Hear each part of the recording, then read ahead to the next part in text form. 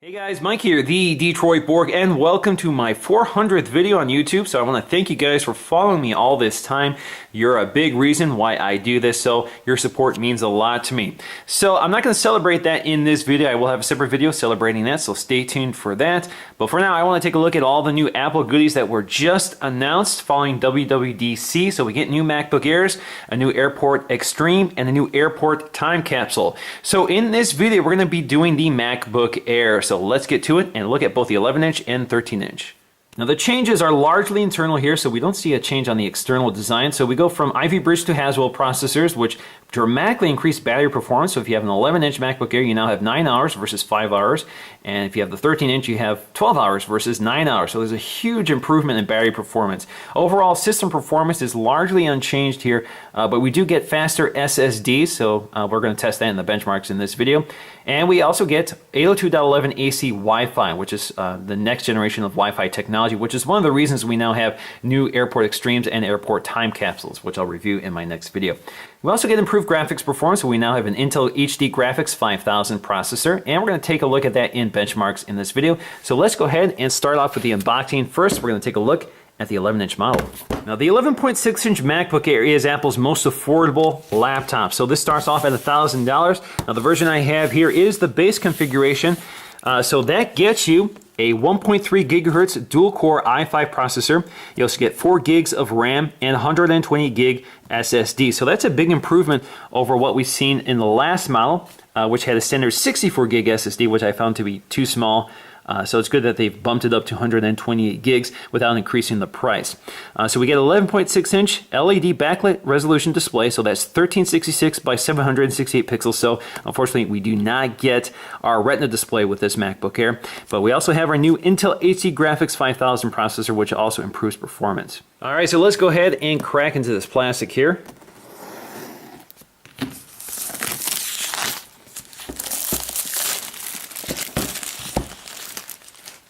We're going to lift the lid. Alright, so we get a little tab here to lift up our MacBook Air. So still very light, still very thin. We'll set that aside for just a minute. Take a look at the accessories. Again, pretty familiar territory here. So we have our power brick. So again, this is using MagSafe 2, the MagSafe 2 connector. So we pull this off. There's our MagSafe 2 connector. Which debuted with the last generation, so the 2012 model, so this is slightly thinner design. We also get our familiar travel-friendly power brick here, which folds up nicely, so let's just peel off this plastic. So we have our folding prongs here, at least in the US. This pops off, so you can add your extension cable, which they've included here. Now you also have your cable management on this power brick, so all you have to do is fold these out and wind up your cable. Now you also have your literature here, designed by Apple in California. Hello. So we're pretty familiar with this booklet here. This is for OS X Mount line. You can see all the features it talks about, as well as the accessories, your MacBook Air important product and information guide, as well as your standard Apple stickers. All right, so let's get to the MacBook Air. We just have to peel off this plastic, slide it out. There we go. So if we lift the lid, we should also find a piece of paper here protecting the screen from the keyboard. Remove that, and let's go ahead and take a look around. So once again, we have our wedge-shaped all-aluminum unibody design, so you can see that the keyboard sort of slants toward you. I actually find this a very comfortable design. So along the side, again, you see your MagSafe 2 power connector. You have your USB 3.0 port, so there's one here, one on the other side, so you get two. You also have your headphone jack, which is a combination headphone input or output, as well as an input jack for microphones and that sort of thing. We also have our dual microphone setup, which is new with this model. So that is the one design distinction on this model that will flag it as a 2013 Haswell MacBook Air. So of course you have your thumbnail port here or whatever to lift up the lid. Along the other side you'll find one USB 3.0 port and a Thunderbolt port for connecting the monitor or Thunderbolt accessories. Along the back you see we have our hinge here, which integrates with the cooling system in the back, so you can see the cooling to the chassis is milled inside this hinge. Again, very, very familiar design. We have our I think these are pentalobular screws. Are these yeah, these are pentalobular screws for removing the back panel. So this really isn't meant to be user removable. You can't upgrade your own RAM. So if you want 8 gigs of RAM, which is optional, you probably want to do that before you get your MacBook Air because they're soldered on. So I definitely recommend upgrading to the 8 gigs just because you can't upgrade it yourself. So here you have your plastic feet, which protect the bottom, and you can see all your product information along the back. All right, so let's just lift the lid and take a look at our keyboard here. So again, this is pretty familiar territory here, really no changes. We have the same array of keys at the top. These are all function keys. So we have our escape key, our screen brightness keys. We also have our keyboard brightness keys.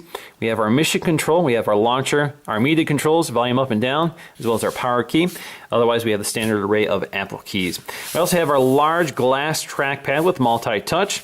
MacBook Air branding here. We have our 11.6-inch glossy LCD LED backlit display. We have our 720p FaceTime camera as well as a hidden LED light next to it, which is sort of etched into the metal so you can't see it until it's lit up. All right, so let's go ahead and boot this up for the first time. I'm just going to tap the power key in the upper part of the keyboard. Now this does have that much faster SSD, which also improves boot performance. So you can see just how quickly this will boot up. There we go. So we're ready to start setting up our Mac. So we're going to use English, United States. All right, so that is our 11.6-inch MacBook Air, and as you can see, the display hasn't changed here. This isn't a Retina display. I wish they had improved the quality of the display. So for example, if you look off axis, you can see it loses quite a bit of color fidelity and contrast. So you kind of expect better with displays today. So I wish they had improved that, if not improved the resolution. Maybe that's coming in the future. So again, this is 11.6 inches, so that's good for resolution of 1366 by 768.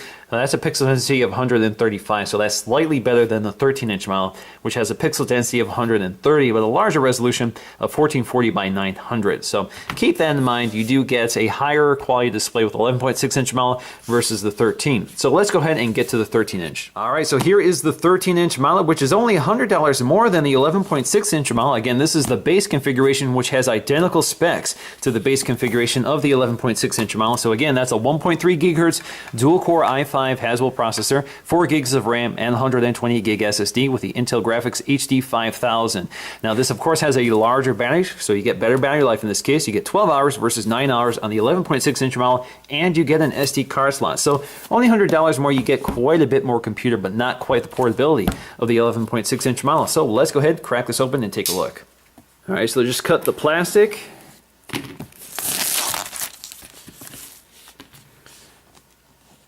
Lift the lid. There is our fresh 13-inch MacBook Air, still in its plastic. We're going to set that aside for just a minute while we take a look at the familiar accessories. I'm not going to unbox all of these. So again, we have the same literature. We have the same power brick and MagSafe 2 connector. Now let's go on to the MacBook Air. All right, so let's just peel this wrapper off and slide it out. And there it is, the big brother of the 11.6-inch model. Looks exactly the same, just a bit lighter. All right, just to give you an idea of the size difference here, here's the 11.6-inch model. So you can see quite a bit smaller and more compact. It's also a bit thinner and certainly much lighter. On the back, it looks about the same. Of course, just shrunken down. So let's go ahead and open up the lid and take a look. We should also have that piece of paper here. Remove that. So obviously with the larger 13.3-inch model, you have more surface area for your palms as well as a larger glass trackpad. You still have the same size keyboard, so there is more space at the edge of the keyboard than the 11-inch model. There are no speakers built in here. The speakers are still located behind the keyboard. Now the display again is 13.3 inches, so that's good for a resolution of 1440 by 900. That's 130 pixels per inch, so that's slightly less than the 135 ppi of the 11-inch model, but of course you have a lot more resolution here to fill the screen up with more apps and that sort of thing, so there's more surface area to work on this display. And you also have that 720p HD camera for FaceTime HD with a little LED light hidden behind the metal. And just like the 11-inch model, you still have this rubber gasket around the side, which when it makes contact with the body, forms a nice seal and protects the glass from the keyboard.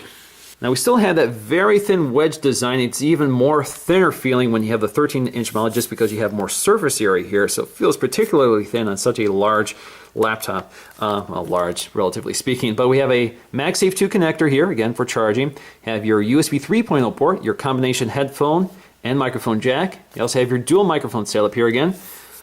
Still have that thumb port for lifting up the lid. On the other side, you'll see your SD card slot, again, unique to the 13-inch model. The 11-inch does not have this. USB 3.0 port, so that's our second one. And your Thunderbolt port for connecting a display or other accessories. So you still have your hinge here, that plastic hinge with the integrated ventilation behind it. So you can see no matter how it articulates, you still have ventilation. You have your plastic feet on the bottom.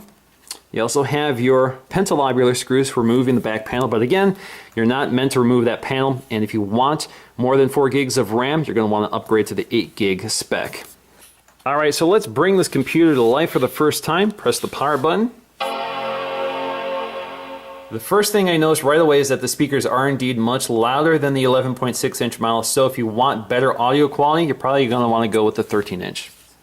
Now if we look at both of them side by side, you can see that the screen size influences a lot of other design elements here, specifically the keyboard and trackpad. So you can see a much larger trackpad. For the 13-inch model, it's the same width, but it's just taller. You also have more surface area around the trackpad for your palm. You also have a larger keyboard, or what appears to be a larger keyboard. And really what's happening here is that they've shrunken down the bottom row and top row to shrink the keyboard down so you have more surface area below the keyboard for the trackpad and palm rest. So otherwise, the keys between those rows are the same. So otherwise, a pretty standard Apple keyboard. So I would say the 13-inch keyboard is pretty much the standard Apple keyboard. It's the one you get on every other Mac. The 11-inch model has a specialized keyboard for its size. Now taking a look at the displays, obviously you have more room on the 13-inch model with a more traditional laptop aspect ratio versus the widescreen of the 11-inch model. So that gives you more room here for full website, so you can see you have to do a little more scrolling here to see the entire website versus the 13-inch model. Now the pixel density here is slightly less, so 130 ppi versus 135 ppi, but of course you have more pixels here to cram stuff onto the screen, so you have more surface area to work in. Now the 11-inch model seems to be brighter, and the color temperature seems to be warmer than the 13-inch model. So the 13-inch model is noticeably dimmer than the 11-inch model, but both look very high quality. It would be nice, again, if they had increased the quality of the display. So, for example, the off-axis viewing could be better, just like on the iMac, which they did a very nice job without changing the resolution. They improved the quality of the display. So it would have been nice if they brought that to the 11-inch and 13-inch MacBook Airs. Now the nice thing about this wider aspect display is that it's ideal for movie watching, and with that brighter display it also looks a little bit better than the 13-inch model. So we click play here. You can see you have a little more space here on the top and bottom of the display versus the 11.6-inch model.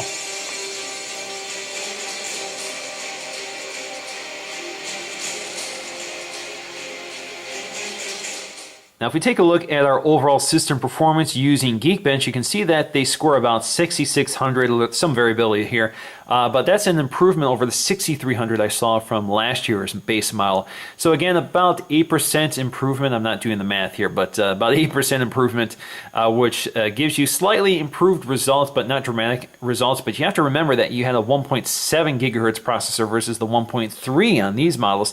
So that's pretty impressive to gain that much performance out of a lower powered processor, though, so that's pretty good. Now, in terms of gaming performance, this is where things are a little more interesting because we do see a bump here from last year. So our last year's score was about 17.21 frames per second. Now, these are averaging around 20 frames per second, so there is a boost in gaming performance with the new graphics processor, but there seems to be a drop in CPU performance, so we have about 2.29 or 2.25 for this year's model versus 2.4. Now in terms of disk write speed, we're starting to see some differences here between the 11-inch and 13-inch, which are more significant. So for example, you can see the write speed on the 11-inch is about 320 and the read speed is about 730, which is a substantial increase from last year, but you're seeing higher write speeds on the 13-inch model, so that's about 100 megs more than the 11-inch, and you're seeing the same read speeds, about 720. Again, this is almost double last year, especially the read speeds, which were about 400 and the write speeds were about 250. So definitely a big improvement overall in terms of read speeds of the SSD. Now the difference in performance may be related to the fact that these appear to be using different SSD models. So this has an SSD labeled SD0128F. This is labeled SM0128F. So that may be the cause of the difference, but I'm not certain at this point. So that's something to keep in mind. Now it's kind of difficult to decide which one to get. I really like the portability of the 11-inch MacBook Air. I like the higher resolution display. It's also a little brighter. And you still get the backlit keyboard, and you get the same performance of the 13-inch model, except for the SSD, which appears to be slightly lesser to the 13-inch. Now, the 13-inch model, at only $100 more, gives you that larger display, an SD card slot, a much larger battery. So again, you get 12 hours of battery life versus 9 hours on the 11-inch Air. So for me, $100 for this computer seems to be a much better bargain than the 11-inch Air, but I still value the portability of the 11.6-inch model. So for me, this tends to be the one I choose.